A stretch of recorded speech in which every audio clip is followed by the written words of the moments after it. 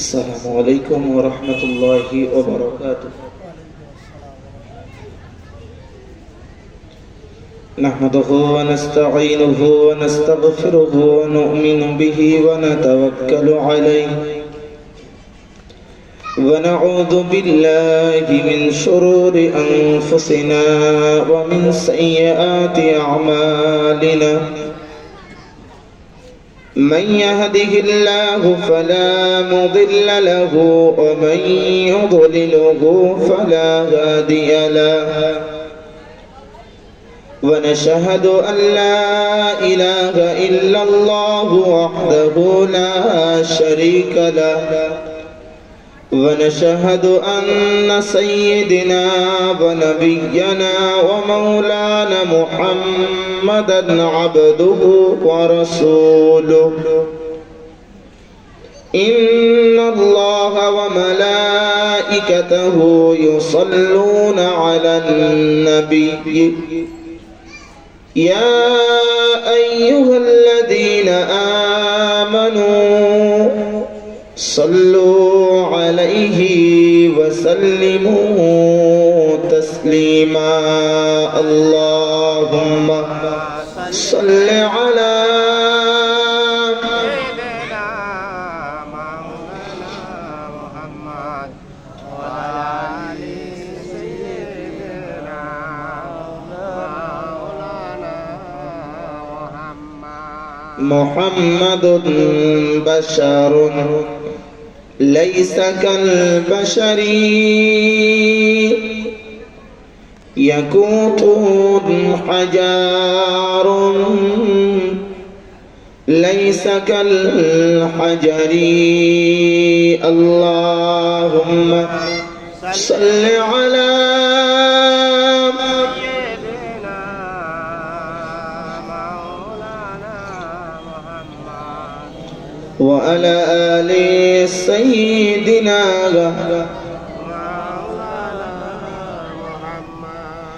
كريم السجايا جميل الصيام نبي البرايا شفيع الأمم إمام رسول پیشوائے سبیل امین خدایا محبت جبرائیل. اللهم صل على سيدنا مولانا محمد وعلى آل سيدنا مولانا محمد. أما بعد فأعوذ بالله من الشيطان الرجيم. بسم الله الرحمن الرحيم.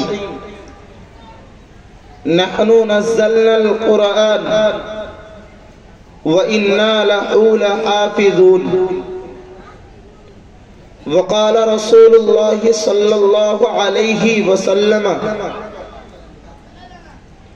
النذر عبادة القرآن إلى آخر الحديث أو كما قال رسول الله صلى الله عليه وسلم. সম্মানিত সভাপতি সাহেব, বিশেষত ফুরফুরা শরীফ থেকে আগত জনাব পীর সাহেব হুজুর কিবলা,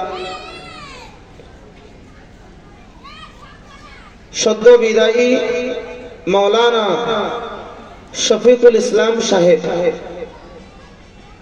শুকরিয়া সেই মহান রব্বুল আলামিনের জন্য যে মহান আল্লাহ আমাদিগকে এ মজলিসে এক মূল্যবান সময়ে একত্রিত করিয়েছেন। শুকরিয়া আদায়ের জন্য সকলে মিলিত কণ্ঠে একবার বলি আলহামদুলিল্লাহ। সরওয়ারে কায়নাত মুহাম্মদুর রাসূলুল্লাহ সাল্লাল্লাহু আলাইহি ওয়াসাল্লামের প্রতি দরুদ সকলে প্রাণ খোলা আওয়াজে পড়ি সাল্লাল্লাহু আলাইহি ওয়াসাল্লাম। আজকে কাঁঠালবেড়িয়া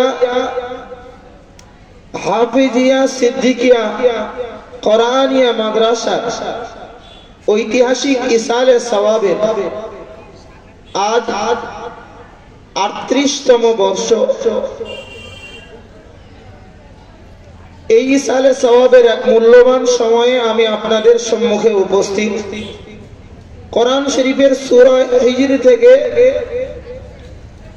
একটা ছোট্ট অংশ পড়ে আমি আপনাদিগকে শুনিয়েছি। প্রিয় রাসূল সাল্লাল্লাহু আলাইহি ওয়াসাল্লামের জবানে বর্ণিত অগণিত হাদিসের মধ্য দিয়ে ছোট্ট খাপছাড়া একটি হাদিসও পড়ে শুনিয়েছি। আল্লাহ কোরআন ও হাদিসের উপরে কিছু বলার তৌফিক দেন। সকলে বলুন আল্লাহুম্মা আমিন।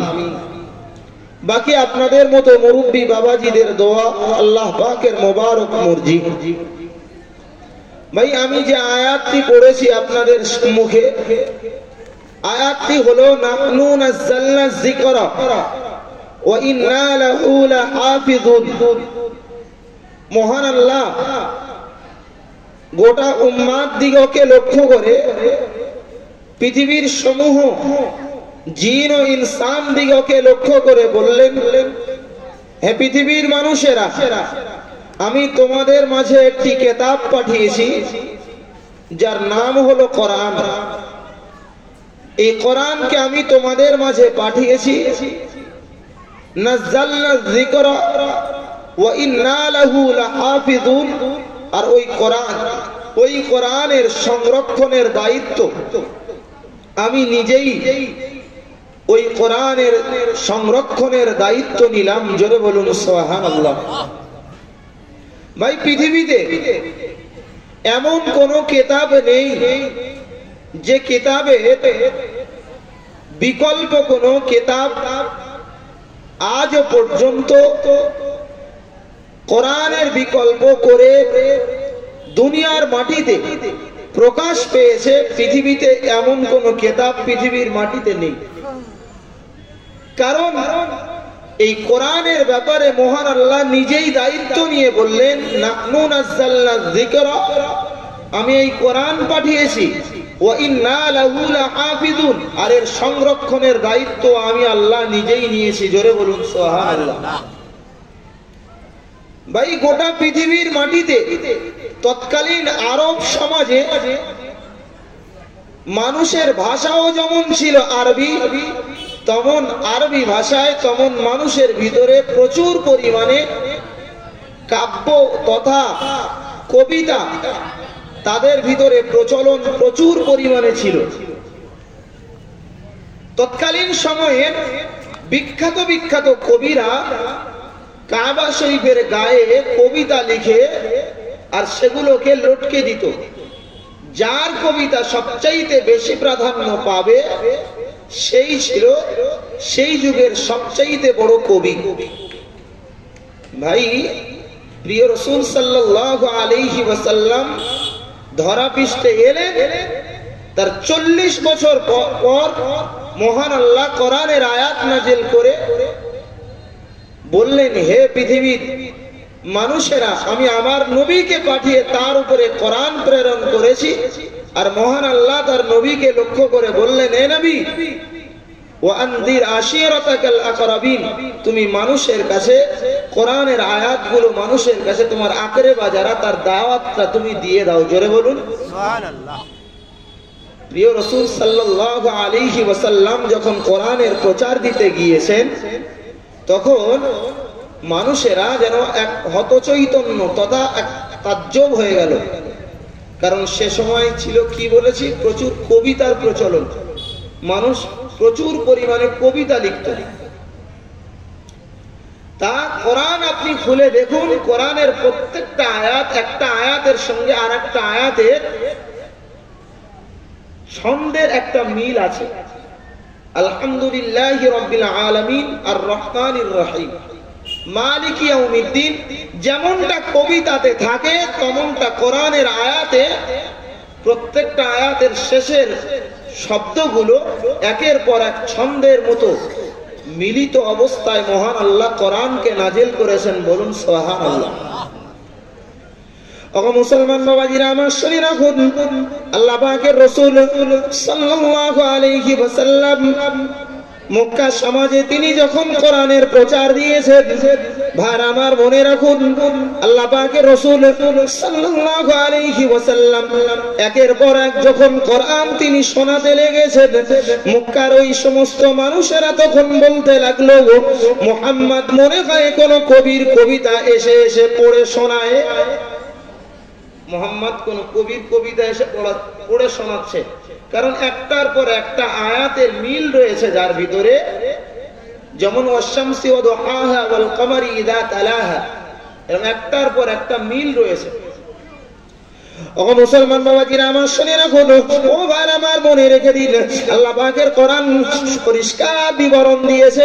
মক্কার ওই সমস্ত মানুষেরা যখন রাসূলুল্লাহ সাল্লাল্লাহু আলাইহি ওয়াসাল্লামকে বলতে শুরু করেছে, মুহাম্মদ কোন কবির কবিতা মানুষের কাছ থেকে এনে মানুষের কাছে শুনিয়ে দিচ্ছে, আল্লাহ পাকের কোরআন পরিষ্কার নাজিল হয়ে মহান আল্লাহ জিবরিল আমিনকে দিয়ে পাঠিয়ে দিয়ে বললেন, হে আমার জিবরিল আমিন, তুমি নবীর কাছে একথা শুনিয়ে দাও।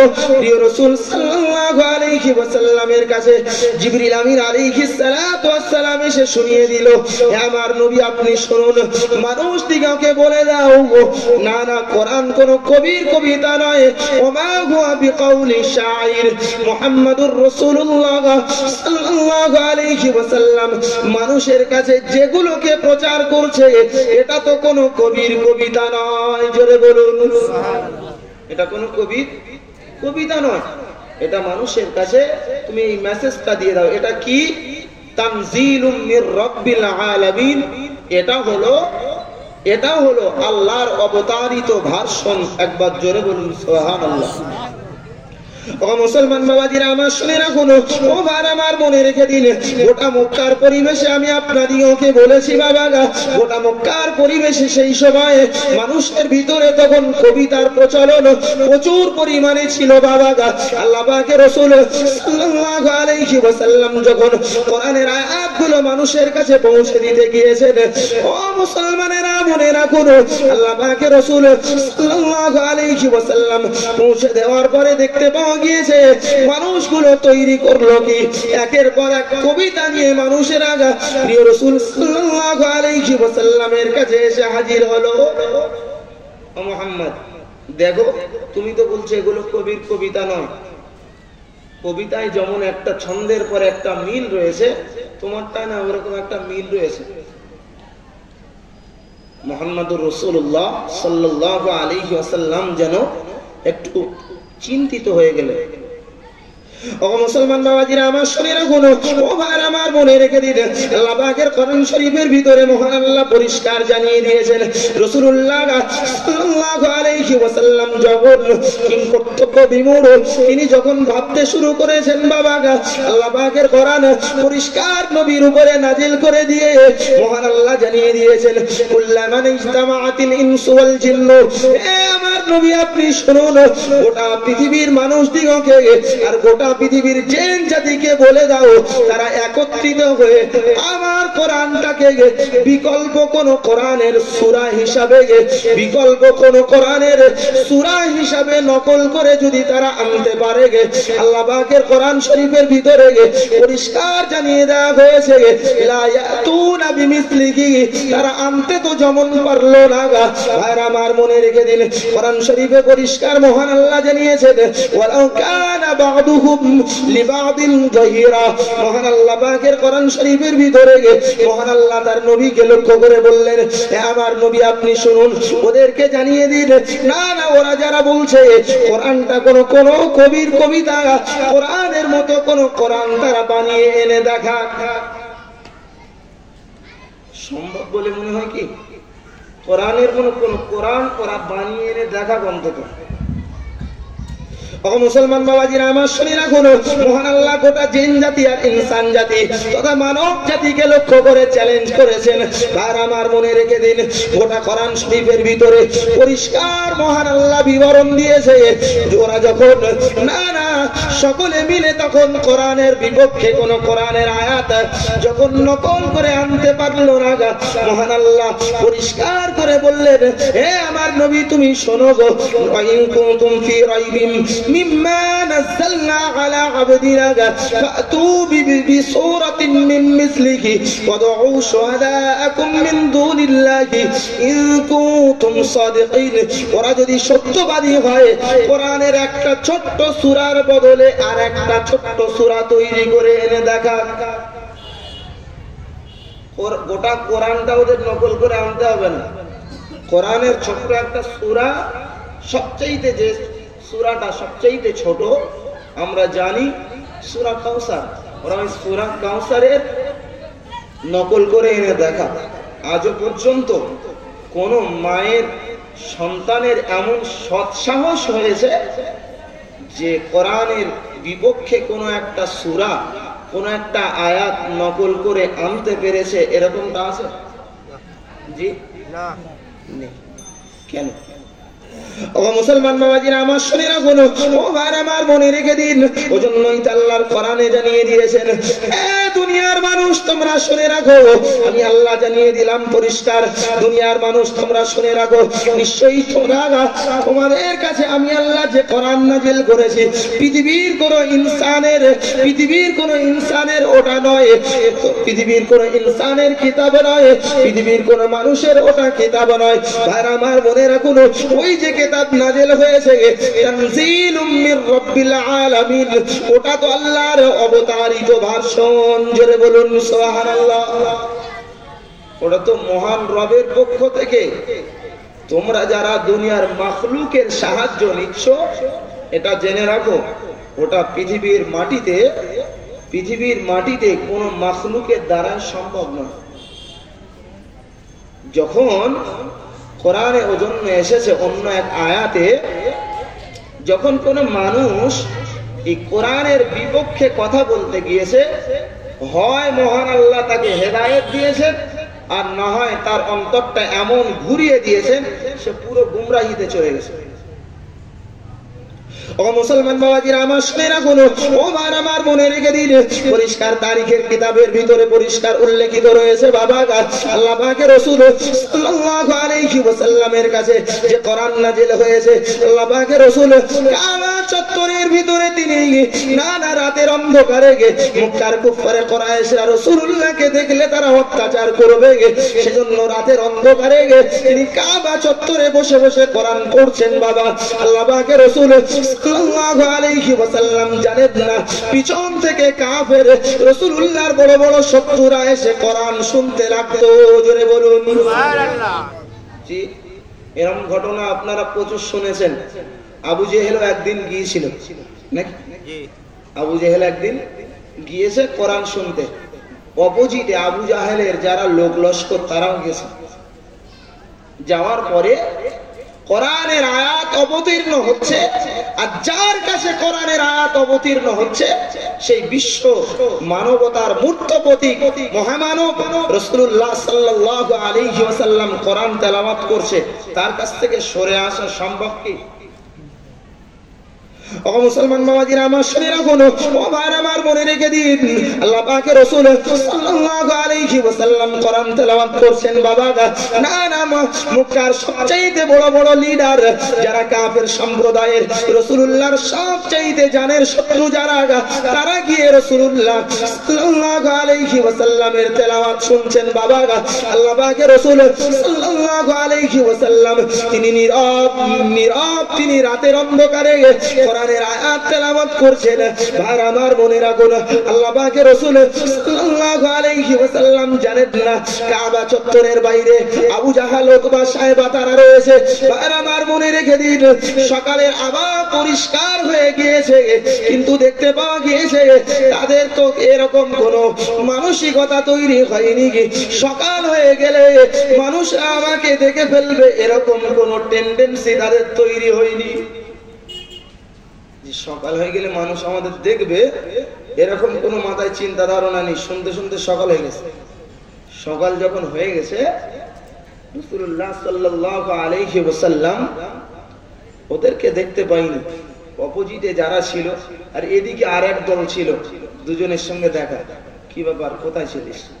তো বললো মুহাম্মাদের কোরআন শুনতে এসেছি। বললো তুই? তো বললো আমি। কি ব্যাপার? জানের শত্রু। আমরা তো মোহাম্মদকে পছন্দ করি না, ঘৃণা করি, তাই না? আমরা তো মোহাম্মদকে ঘৃণা করি। কেন তুই এই কোরআন শুনতে এসেছিস? তা বললো, দেখ আমরা আজ থেকে শপথ বাক্য পাঠ করি, কাল থেকে আর আসবে। তৎকালীন সময়ের দেবদেবী যারা ছিল, লাত, মানাত, উজ্জা, এদের হাতে, এদের নামে শপথ করে একজন আরেকজনের হাতের উপরে হাত দিয়ে শপথ বাক্য পাঠ করেছে। কি পাঠ করেছে? যার কাল থেকে আমরা কোরআন শুনতে আসবো না। ও মুসলমান বাবাজিরা আমার, শুনে রাখুন, ওবার আমার মনে রেখে দিন, দেখতে পাওয়া গিয়েছে আল্লাহ পাকের রাসূল সাল্লাল্লাহু আলাইহি ওয়াসাল্লাম প্রতিদিনের মতো যেমন তিনি কোরআন তেলাওয়াত করেন তেমন তিনি কোরআন তেলাওয়াত করছেন। ভাই আমার মনে রাখুন, আল্লাহ পাকের রাসূল সাল্লাল্লাহু আলাইহি ওয়াসাল্লাম প্রথম দিনের মতো তিনি জানেন না বাবা, ওরা মনে মনে করেছে, আবু জেহেলের লোক লস্করেরা ওরা মনে করেছে আবু জেহেল কালকে শপথ বাক্য পাঠ করেছে, আসবে না। ও মুসলমান ভাইরা বাবাজিরা আমার, শুনে রাখুন, আল্লাহ পাকের রাসূল সাল্লাল্লাহু আলাইহি ওয়াসাল্লামের কোরআন তেলাওয়াত আমরাই শুনতে যাব গো। আর আবু জেহেল মনে মনে করেছে ওরা তো কালকে শপথ বাক্য পাঠ করেছে, ওরা তো আজকে আসবে না, আমরা যাই না, চল গিয়ে কোরআন শুনি। সুবহানাল্লাহ বলবেন। সুবহানাল্লাহ। দুপাশে গিয়ে ওরা গিয়ে দাঁড়িয়ে গিয়েছে, আর দাঁড়িয়ে যাওয়ার পাশে প্রথম দিনের মতো ঠিক সকালের আবহাওয়া পরিষ্কার হয়ে সকাল হয়ে গেছে, দেখা হয়েছে। আচ্ছা, মুখ থাকবে বলে মনে হয়? একটা লোক একজনের বাগানে চুরি করেছে। চুরি করলে খুব ভদ্র লোক, কোনোদিন তাকে চুরি করতে দেখা যায় না। চুরি করেছে, চুরি করার পরে সে ধরা পড়েছে। তা বলছে, ভাই দেখ আমি চোর না, কোনো কারণবশত এসেছিলাম, তা আমি আর আসবো না। তারপরের দিন সেই বাগানে আবার যদি দেখা হয়, ভাব ভালো না খারাপ? ও মুসলমান বাবাজিরা আমার, শুনে রাখুন, ও ভাই আমার মনে রেখে দিন, আল্লাহ পাকের কোরআন শরীফের ভিতরে মহান আল্লাহ পরিষ্কার জানিয়ে দিয়েছেন। ও ভাই আমার, শুনে রাখুন, আল্লাহ পাকের রাসূল সাল্লাল্লাহু আলাইহি ওয়াসাল্লাম জন্য বলেছেন, কোরআন এত মধুর, এত মধুর, নিশ্চয়ই যখন কোরআন তেলাওয়াত করা হয় প্রকৃত ঈমানদার ব্যক্তিরা ওই কোরআন ছেড়ে তারা নড়তে পারে না। জোরে বলুন সুবহানাল্লাহ। সকালবেলা আবু জেহেলের এক সাথী, পার্টনার, যার নাম এসছে আখনাত ইবনে শুরাইক, একটা বড় লাঠি নিয়ে আবু জেহেলের বাড়ি গেছে। সত্যি করে বল, মোহাম্মদ নবী কিনা? আবু জেহেল চুপচাপ থেকে থেকে বলছে, নবী তো বটে, তবে তো মানিস নি। বলছে, ভাইবো তো কেরাম কেরাম লাগে। জি, এই গাত্র তো এই পড়ে আবু জেহেল বলো ধ্বংস হয়েছিল। ওর আত্মমর্যাদা, আত্মসম্মানে লাগবে যে মোহাম্মদের হাতে আমরা ধর্ম পালন করব। জি, সেজন্য ও গোপনে লুকিয়ে ওরা কোরআন শুনবে, প্রকাশ্যে আসবে না। ও মুসলমান বাবাজিরা আমার, শুনে রাখুন, ও ভাই আমার মনে রেখে দিন, এই কোরআন যে কোরআন মক্কার সবচেয়ে বড় বড় কাফের সম্প্রদায়েরা শুনেছিল বাবা। আল্লাহ পাকের কোরআন শরীফের ভিতরে পরিষ্কার মহান আল্লাহ জানিয়েছেন, ঈমানদারদের জন্য বলেছেন, ওয়া ইযা তুলিয়াত আলাইহিমুল কুরআন যাদাতুহুম ঈমানা। ভাই আমার মনে রাখুন, কোরআন শরীফের ভিতরে পরিষ্কার বর্ণনা দেওয়া রয়েছে, মুসলমানেরা মনে রাখুন, যখন কোন ঈমানদারের কাছে যখন কোন কোরআনের আয়াত তেলাওয়াত করা হয়, ঈমানদারের ঈমানের শক্তি তত বেড়ে যায়। জোরে বলুন সুবহানাল্লাহ। যখন ঈমানদারের কাছে কোন কোরআনের আয়াত তেলাওয়াত করা হয়, ঈমানি শক্তি তত বেড়ে যায়। বাবু, আজকে কোরআনের আয়াত শোনাবেন তো আস্তে আস্তে দূরে সরে যাবে, এর মানে কি ঈমানের শক্তি আরো বেড়েছে না খাই হয়েছে বলেন? জি বলেন। কোরআনের আয়াত এবং কোরআনের আলোচনা এখানে মজলিসে হচ্ছে। আচ্ছা বলেন, এখানে যা লোক বসে আছে, বাড়িতে জলসার উদ্দেশ্যে যারা বেরিয়েছে, তারা আর কেউ বাইরে নেই তো? সব এখানে বসে আছে নাকি? না বাইরে কিছু আছে? বাজারে আছে। জি, বাজারে যদি থাকে, এখানে কোরআনের আয়াত তেলাওয়াত করা হচ্ছে, ওখানে কি তার চাইতে আরো বেশি কিছু হচ্ছে নাকি? তাহলে ঈমান ইমানের শক্তি বেড়েছে না ক্ষয় হয়েছে? আপনাদের কাছে বিচার থাকুন। ও মুসলমান বাবাজিরা আমার শুনে রাখুন, ও ভাই আমার মনে রেখে দিন, আমি আপনাদিগকে কোরআনের উপরে কথা শোনাতে যাইছি বাবা গা। যে কোরআন মহান আল্লাহ তার পক্ষ থেকে নিজের থেকেই তিনি বলেছেন, নাহনু নাযালনা যিকরা ওয়া ইন্না লাহু লাহাফিজুন। আমি আল্লাহ কোরআন নাযিল করেছি, ওই কোরআনের সংরক্ষণ আমি আল্লাহ নিজেই করব। ও মুসলমান বাবাজিরা আমার শুনে রাখুন, ওই কোরআন মহান আল্লাহ নিজেই নাযিল করেছেন আর নিজেই তো তার সংরক্ষণ দায়িত্ব নিয়েছেন বাবা গা।